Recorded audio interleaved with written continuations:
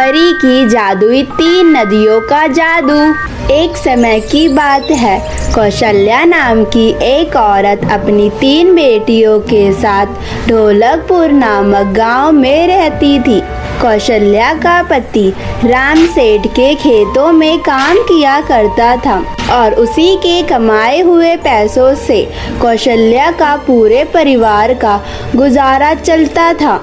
परंतु बहुत छोटी उम्र से ही काम करने के कारण राम बहुत कमजोर हो चुका था। इसी कारण एक दिन सेठ के खेतों में काम करते हुए चक्कर खाके गिर जाता है और थोड़ी देर बाद ही अचानक उसकी मृत्यु भी हो जाती है। और जब यह बात कौशल्या को पता चलती है तब तो मानो उसके ऊपर दुखों का पहाड़ टूट जाता है।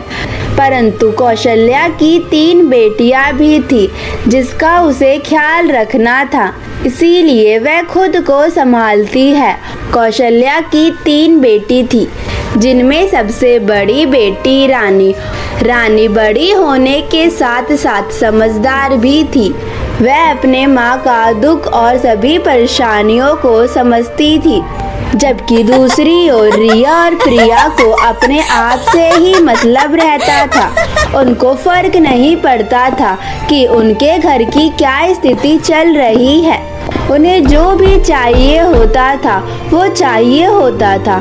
घर का खर्चा रोजी रोटी चलाने के लिए कौशल्या सब्जी बेचने का काम शुरू कर देती है। वह गर्मी की धूप में इधर से उधर सब्जी बेचती थी और घर का खर्चा चलाती थी।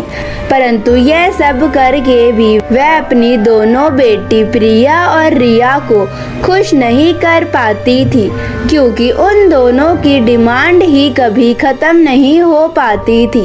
और ऐसे ही दिन बीत रहे थे। कौशल्या सब्जी बेचने जाती है। उस दिन उसकी एक भी सब्जी नहीं बिकती है और पूरे दिन इधर से उधर घूमने के बावजूद भी कोई फायदा नहीं होता है। शाम के वक्त वह सोचती है, मुझे तो कुछ समझ में नहीं आ रहा है कि मैं क्या करूं। वहाँ घर पे मेरे बच्चे भूखे बैठे हैं और यहाँ मुझे उन्हें खिलाने के लिए कुछ भी नहीं है। मुझे तो प्रिया और रिया ने कहा था कि मैं उनके लिए बर्गर लेकर आऊं और यहाँ मेरे पास तो सूखी रोटी के लिए भी पैसे नहीं हैं। हे भगवान, तू हमें कैसे दिन दिखा रहा है।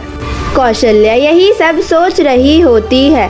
तभी सामने उसे एक अमीर औरत दिखाई देती है जो अपना घर का बचा हुआ खाना एक गाय को डालने ही वाली होती है। तभी कौशल्या भागते हुए उस औरत के पास जाती है और कहती है, मेम साहब, अगर यह खाना आपके पास अतिरिक्त बच गया है तो यह खाना आप मुझे दे दीजिए। देखिए, मैं भिखारन नहीं हूँ, मैं मेहनत कर कर सब्जी बेचती हूँ, लेकिन आज मेरी एक भी सब्जी नहीं बिकी है। तभी वह अमीर औरत कहती है, कोई बात नहीं, यह खाना तुम ले जाओ। वैसे भी मैं यह खाना गाय को दे देती। ये खाना तुम ले जाओ और तुम्हें पैसे चाहिए तो मेरे घर चलो। मेरे घर पे एक पार्टी थी जिसमें बहुत सारे बर्तन गंदे हो गए हैं और गंदगी भी फैल गई है। अगर तुमने उसे साफ कर दिया तो मैं तुम्हें पैसे दूंगी। कौशल्या उस औरत की बात मानकर उसके घर चली जाती है और उसका सारा काम कर देती है।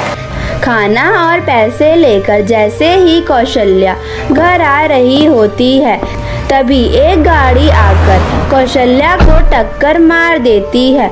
टक्कर जोरदार नहीं होती, इसीलिए कौशल्या की जान बच जाती है, परंतु उसे काफ़ी चोट आती है। कुछ लोग कौशल्या की मरहम पट्टी करवा के उसे घर पहुंचा देते हैं। रानी अपनी माँ को इस हालत में देखकर घबरा जाती है और अपनी माँ से कहती है, ये क्या हो गया माँ तुम्हें? ये इतनी सारी चोटें तुम्हें कैसे लगी? ये सब हम लोगों की गलती है, हमारी वजह से तुम्हें घर से बाहर जाना पड़ता है।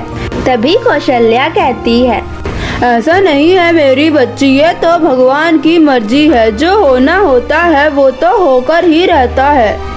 तभी रिया कहती है, माँ तुम तो कमाल करती हो ना, तुम हमारे लिए ना तो बर्गर लाती हो ना ही हमें ढंग का खाना खिलाती हो और ऊपर से चोट लगाकर बैठ गई। तभी प्रिया कहती है, और यह सही कह रही हो, हमारा बर्गर खाने का कितना मन था, लेकिन नहीं, इन्होंने तो ड्रामा शुरू कर दिया। रिया और प्रिया की बात सुनकर रानी कहती है, तुम लोगों को बिल्कुल भी शर्म नहीं आती इस तरह की बातें करते हुए। एक तो माँ को इतनी सारी चोट लगी हुई है और तुम्हें अपने बर्गर की पड़ी हुई है। रानी को गुस्सा करते हुए कौशल्या कहती है, कोई बात नहीं रानी, यह दोनों अभी छोटी हैं, इनमें समझ नहीं है, तभी ऐसे ही बातें कर रही हैं। बड़ी हो जाएंगी तो समझदार भी हो जाएंगी। नहीं माँ, बहुत हो चुका, ये आपकी मेहनत और आपका दुख दर्द बिल्कुल नहीं समझती है, क्योंकि इन्हें घर पे बैठे बैठे सब कुछ मिल जाता है। इन्हें बाहर की दुनिया की बिल्कुल भी समझ नहीं है। अगर यह एक दिन के लिए भी खाने के लिए बाहर भटके तब इनको पता चलेगा आपकी क्या अहमियत है। माँ, आज से आप घर पे रहेंगी, मैं, प्रिया और रिया खाने का इंतजाम करेंगे। और हाँ, हम कल शहर जाएंगे काम ढूंढने के लिए। पर रानी बेटी। नहीं माँ, तुम्हें मेरी बात माननी होगी और तुम दोनों को भी। अगले दिन रानी, प्रिया और रिया जंगल के रास्ते शहर की तरफ निकल पड़ती हैं। प्रिया और रिया को रानी पहले से ही पसंद नहीं थी, लेकिन जो कल हुआ उसके बाद से तो प्रिया और रिया रानी से नफरत करने लगी। जंगल के रास्ते में वे आपस में बात कर रही होती हैं। मुझे तो समझ नहीं आता, ये रानी की बच्ची अपने आप को समझती क्या है? ये सबसे बड़ी है तो क्या अपने आप को महारानी समझेगी और सब पे हुक्म चलाएगी? इस बात पर रिया कहती है, हाँ प्रिया, तुम बिल्कुल सही कह रही हो। अब क्या हम इस उम्र में भी काम करेंगे? यह सब काम तो माँ को ही करने चाहिए, लेकिन ये रानी की बच्ची हमें भी काम करवाने के लिए शहर लेके जा रही है। मुझे नहीं जाना और मुझे कोई काम भी नहीं करना। तो चिंता मत कर, हम कहीं नहीं जाएंगे। बल्कि मैं तो कहती हूँ, अभी इस जंगल के रास्ते में काफी जानलेवा जानवर होंगे। हम इस रानी की बच्ची को उस जानवर के आगे फेंक देंगे, बाकी वो जानवर जाने, और उसके बाद हम भागकर घर वापस चले जाएंगे। बाकी माँ तो है ही हमें खिलाने के लिए। वाह रिया, तुमने क्या आइडिया निकाला है। ऐसे ही बातें करते हुए वे दोनों रानी के साथ जा रहे थे। तभी रास्ते में उन्हें एक बूढ़ा लकड़हारा मिलता है, जो कि बहुत कमजोर होता है। वो उन तीनों लड़कियों को देखकर कहता है, बच्चियों, आपके पास कुछ खाने को है? मैं बहुत भूखा हूँ, मैंने बहुत दिनों से कुछ नहीं खाया, मेरी मदद कीजिए। उस बूढ़े लकड़हारे की बात सुनकर प्रिया बोलती है, अगर हमारे पास कुछ खाने के लिए होता तो हम शहर क्यों जाते? बड़ा आया मांगकर खाने वाला खुद कमाकर नहीं खा सकता? तभी रानी कहती है, प्रिया, अगर हमारे पास कुछ खाने के लिए नहीं है तो तुम उन्हें प्यार से भी मना कर सकती हो ना। इस तरह से भड़कने की क्या जरूरत है? बाबा, आप हमें माफ़ कर दीजिए, हमारे पास आपको देने के लिए कुछ नहीं है।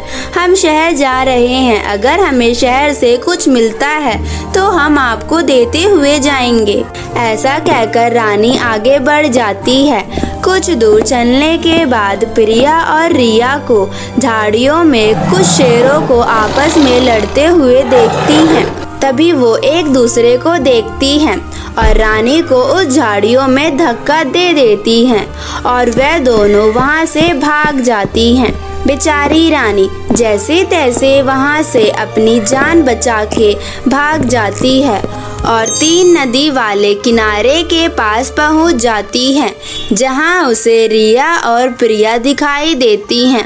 तभी वह उन्हें कुछ कहने जा रही होती है। तभी वहाँ पर एक परी प्रकट होती है और कहती है, मैं इन तीनों नदियों की परी हूँ, मैं लोगों की मदद करती हूँ और मैं आपकी भी मदद करना चाहती हूँ। और परी उन तीनों बहनों को नदी के बारे में बताती है।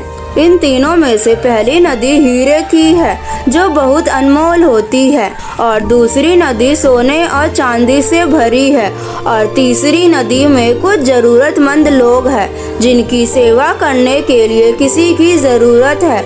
आप लोग अपनी इच्छा अनुसार कोई भी नदी चुन सकते हो और अपनी अपनी नाव में बैठकर नदी में प्रवेश करें। तभी प्रिया कहती है, हीरे बहुत कीमती होते हैं और मुझे हीरे बहुत पसंद है। इसे लेकर मैं अमीर हो जाऊंगी, इसीलिए मैं हीरे वाली नदी में जाऊंगी। और रिया कहती है, इतने सोने चांदी में तो मैं पूरी दुनिया को खरीद सकती हूँ, इसीलिए मैं दूसरी नदी में जाऊंगी जिसमें सोने चांदी हैं। तभी रानी कहती है, सोना चांदी हीरे जवाहरात वो सब यहीं रह जाएगा, साथ जाएगा तो सिर्फ लोगों की दुआएं, इसीलिए मैं लोगों की मदद करना चाहती हूँ। ऐसा कहकर तीनों बहनें अपनी अपनी नाव में बैठ जाती हैं। दोनों बहनें अपनी अपनी नाव में हीरे और सोने चांदी भर लेती है, जिसके कारण नाव का संतुलन बिगड़ जाता है और नाव डूब जाती है, और प्रिया और रिया भी नदी में डूब जाती है, जिसकी वजह से उसकी मौत हो जाती है। और दूसरी तरफ रानी लोगों की मदद करने के लिए ढूंढ रही होती है, परंतु उसे कोई भी लोग नहीं मिलते और उसे बहुत सारा जिसको लेकर वह नदी के किनारे परी के पास आ जाती है। लेकिन वह देखती है वहाँ उसकी दोनों बहनें नहीं होती। तभी रानी परी से पूछती है, परी कृपया करके आप बताएंगी मेरी दोनों बहनें कहाँ पर गई? परी रानी से बोलती है। परी रानी को सारी बात बताती है। इसे सुनकर रानी की आंखों में आंसू आ जाते हैं और वह परी से कहती है, हे परी कृपया करके मेरी बहनों को वापस कर दीजिए। मुझे यह धन दौलत नहीं चाहिए, मुझे बस मेरी बहनें वापस कर दीजिए। हाँ, मैं मानती हूँ कि उन्होंने लालच में आकर ये सब करा, पर वो दोनों मेरी बहन हैं। पर उन्होंने तो तुम्हें शेर के आगे फेंक दिया था ना, और तुम्हारी माँ की भी इज्जत नहीं करती है, दूसरों को भी भला बुरा कहती रहती हैं, फिर भी तुम उन्हें बचाना चाहती हो। वो कैसी भी है तो मेरी बहन ही ना। अभी नहीं तो मैं उन्हें बाद में सिखा दूंगी ईमानदारी के रास्ते पे चलना। तुम सच में बहुत अच्छी हो रानी, ईश्वर सदैव तुम्हारा भला करेंगे। तुम्हारी इसी अच्छाई के कारण मैं तुम्हारी दोनों बहनों को वापस लौटा रही हूँ। ऐसा कहकर परी अपनी छड़ी घुमाती है और प्रिया और रिया को वापस जिंदा कर देती है। प्रिया और रिया को जब रानी की बातों का पता चलता है तब वह दोनों अपनी गलतियों के लिए माफ़ी मांगने लगती है और रानी उन्हें माफ़ कर देती है, जिसके बाद परी उन तीनों बहनों को धन दौलत देकर विदा करती है, जिसे लेकर रानी अपनी माँ के पास आ जाती है। और उसके बाद कौशल्या तथा तीनों बहनें खुशी खुशी अपना जीवन व्यतीत करने लगे।